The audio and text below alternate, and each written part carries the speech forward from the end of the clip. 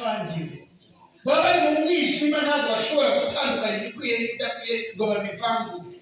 Ariko umwuka wera iyo yaje, n'abavandimwe bararufanya amakimbirane. Umwuka wera iyo yaje bigira bite? Barahoberana. Haleluya, amen. umwuka wera iyo yaje mu baririmbyi, amatiku aragenda. Mu izina rya Yesu. Wa wundi bashaka gusenga baramuhamagara ngo tukurabikira ibiganza. Umwuka wera kuva mu kirere, turazi ikibura twagitahuye. Kubera yuko umwuka wera yazanye urukundo, nta makimbirane abagihari. Amen. Umwuka wera yaje, ubusambo bugira buti, tugatangira gusangira. Bareba bose babaga hamwe, ngo bagasangira ibyabo, ngo nta mukene barambaga ngo kuko buri muntu wese yazaga gutwe, n'utadufite rero akagira. Umwuka wera yaje birahinduka, ngo niwe uzabayo, ngo azabibutsa byayo mugomba gukora n'igihe mugomba kubikorera.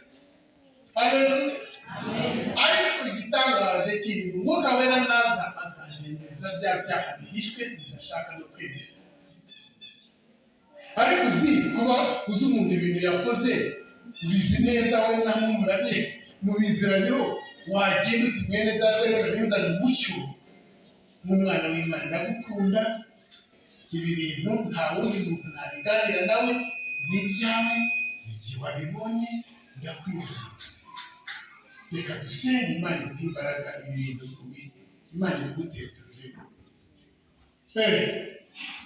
Wagenda atari kwishashwa zahe iyi,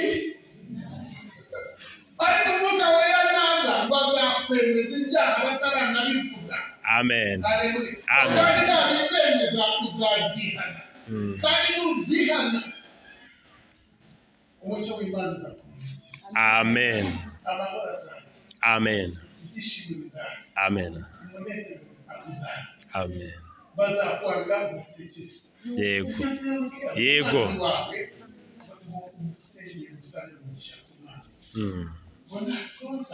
Umugaburira.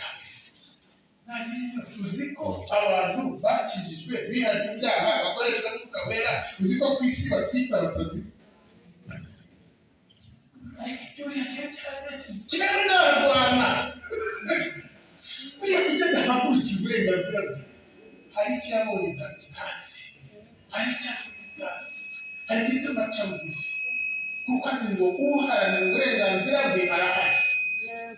Azi ngo ibyo Imana yavuze mwakora mute, mwari byitambika imbere, ibyo Imana yavuze byanze bikunze bizajya babita. Bararwana dushaka yabyanditse akisubiza, akarya uturyo twe tukagera hehe, muri ya nzoga idutegereje. Abaregana bavuga ngo byamugeze hehe, inzu bwumye igihe byamuguye neza. Yego. Akabigira inzoga yabyanze. Haleluya, Amen. reka mbabwire impamvu y'ibi byose.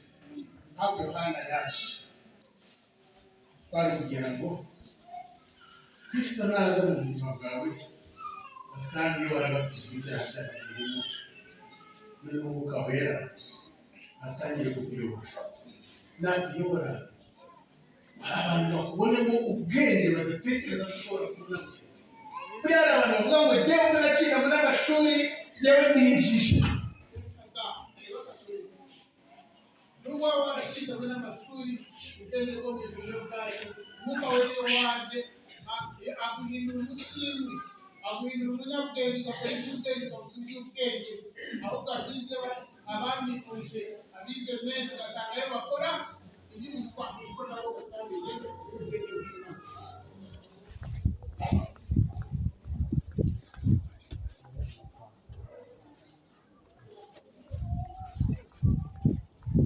Abadusomeye